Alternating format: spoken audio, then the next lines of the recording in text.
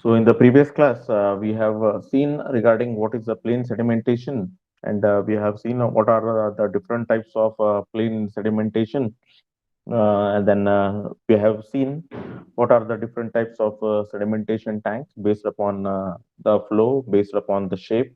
We have seen it in the previous class.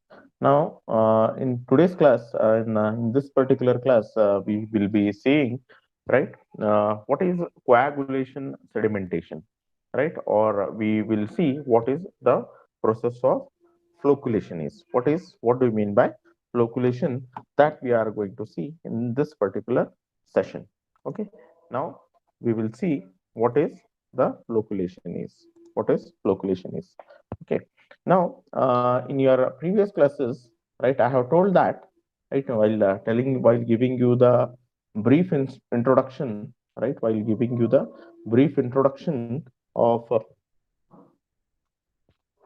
your coagulation sedimentation, I have told that how the things are going to work in case of your coagulation sedimentation. What do you mean by coagulation sedimentation? That we have seen in our previous sessions. So we will see what exactly is the coagulation sedimentation is. Okay. Now in your plain sedimentation, right, we are not going to use any kind of a chemical, right? We are not using any chemical, right, in order to settle down the suspended particle. Now, this is your plain sedimentation tank, right? This is your plain sedimentation tank.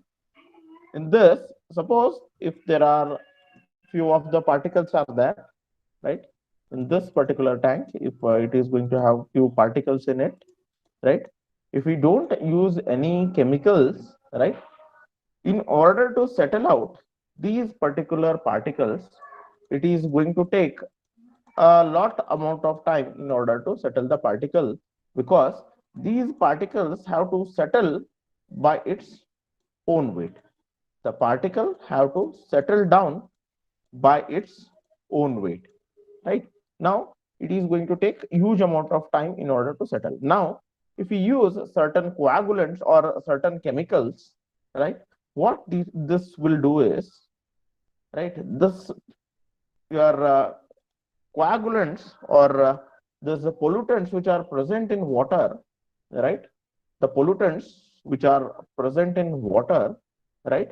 They are going to be negatively charged. Okay, they are going to be the negatively charged, and this coagulant or whatever the chemical that you are going to add, it is going to be positively charged. So we know that your positive and negative always it is going to attract.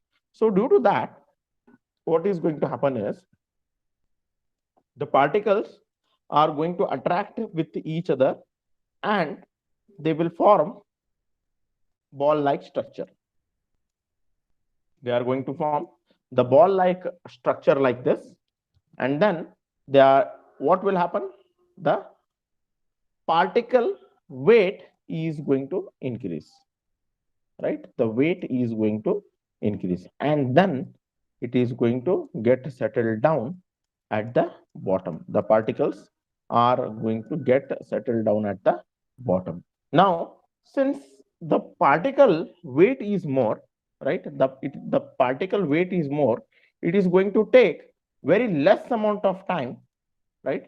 It is going to take very less amount of time in order to get settled down, because due to its own weight, right, what will happen, the particle weight is going to increase and it is going to get settled down at the bottom at a quicker rate.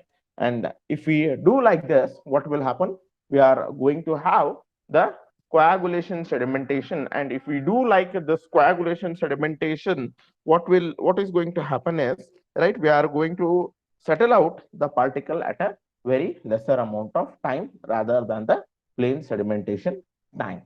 So this is what your coagulation sedimentation is. And that ball like structure what we have formed is nothing but we call it as an floc.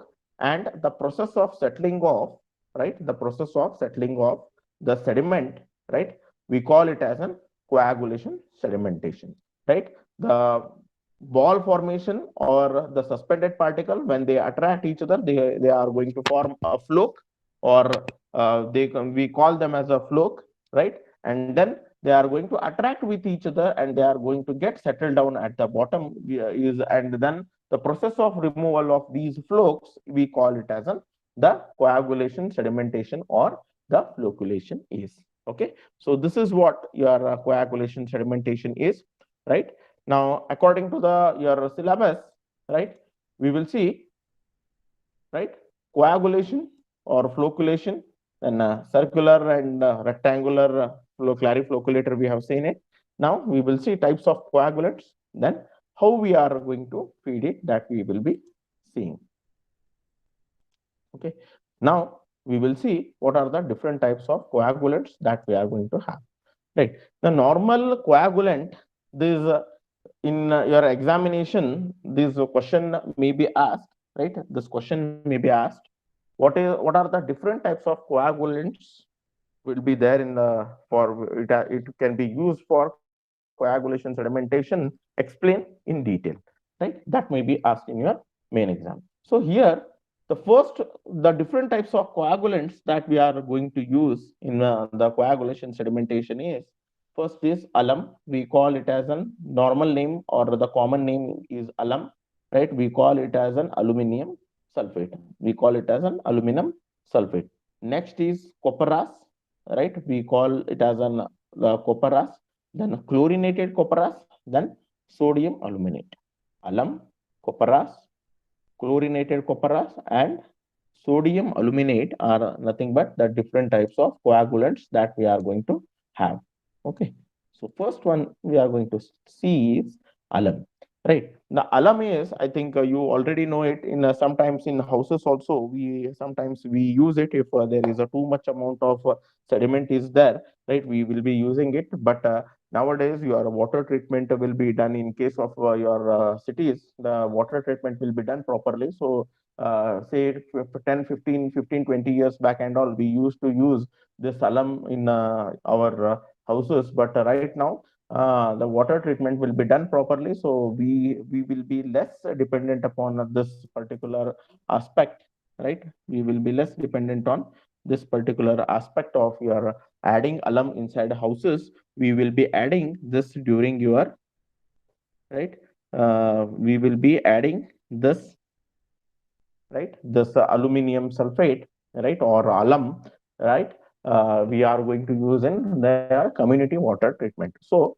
alum is going to have the chemical formula of Al2SO4 thrice into 18H2O. Al2SO4 thrice into 18H2O. This is your molecular formula for your alum.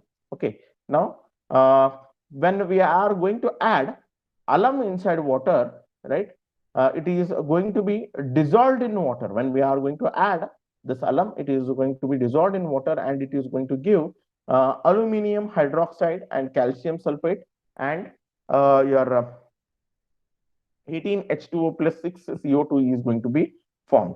Okay, now the formation of here, it this CaSO4, right, this particular CaSO4, I have told, right, the regarding the hardness. While telling you the hardness, I have told that, right, the calcium sulfate, nitrate, and chloride will be bringing, right, the permanent hardness in water. It is going to bring the permanent hardness in water, and the CO2, right, is going to be the corrosive in nature, right? If it is there in water, then it is going to be corrosive in nature, right? Sometimes the natural alkalinity is insufficient in case of lime, with water which is in the form of calcium hydroxide has to be added, right, to give the following reactions. See here, CaSO4 and CO2, it is going to have the corrosion effect, and this is going to have the make the water permanently hard. So in that particular case, we are going to add, right, the lime will be added, right?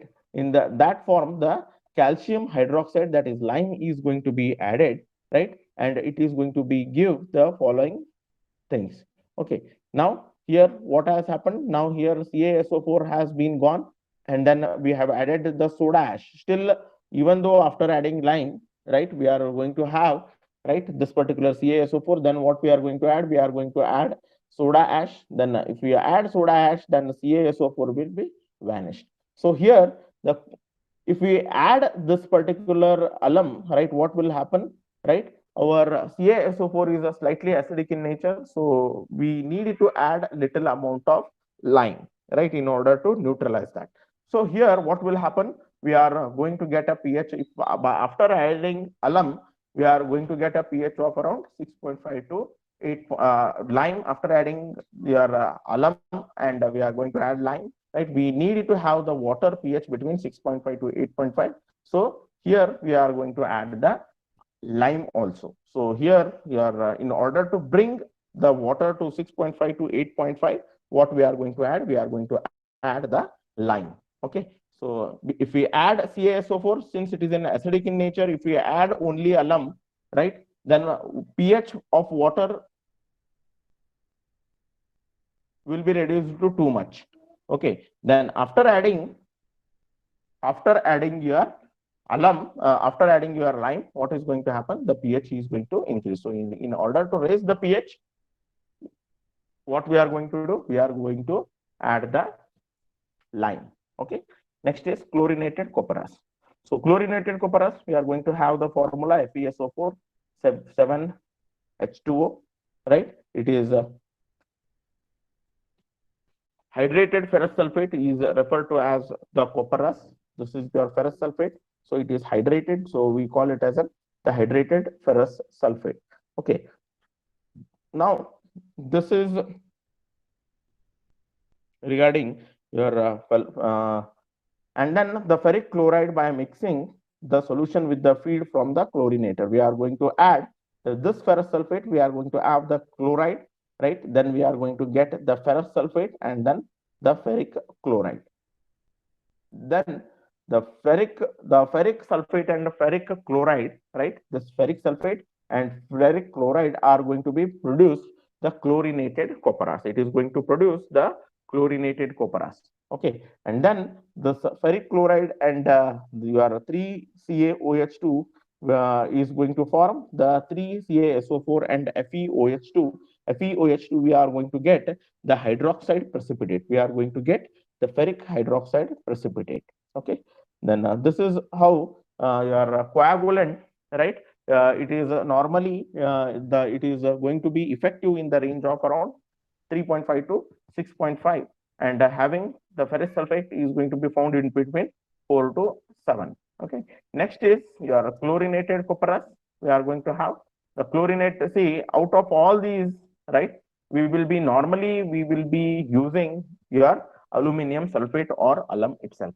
Okay, so this is regarding your chlorinated copperas, right? So here chlorinated copperas is your chlorinated copperas is going to have, right, ferrous sulfate and lime, right? This we will be adding, right? When the copperas plus hydrated lime we are going to add, we are going to get the ferrous hydroxide plus CaSO4. Okay, so ferrous hydroxide is going to be, again, if it is water is there, it is going to form the FeOH3. So this is regarding your ferrous chlorinated copperas.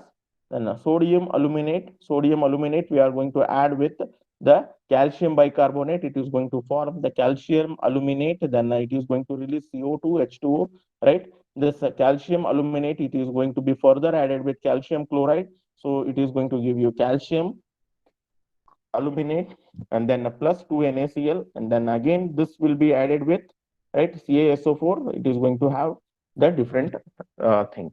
So normally we will be using, right, we will be using, right, your aluminum sulfate itself. We will be using the aluminum sulfate itself in order to have the coagulation sedimentation. So in your examination, right, they may ask, explain the different types of coagulants, right, with the reactions they may ask, right, and then explain the process of coagulation sedimentation that may be asked in your main exam. So next is we need to have this different types of feeding, right, that feeding, and then your jar apparatus, right, all these things, if we cover this, our 2.5 module is going to be get finished.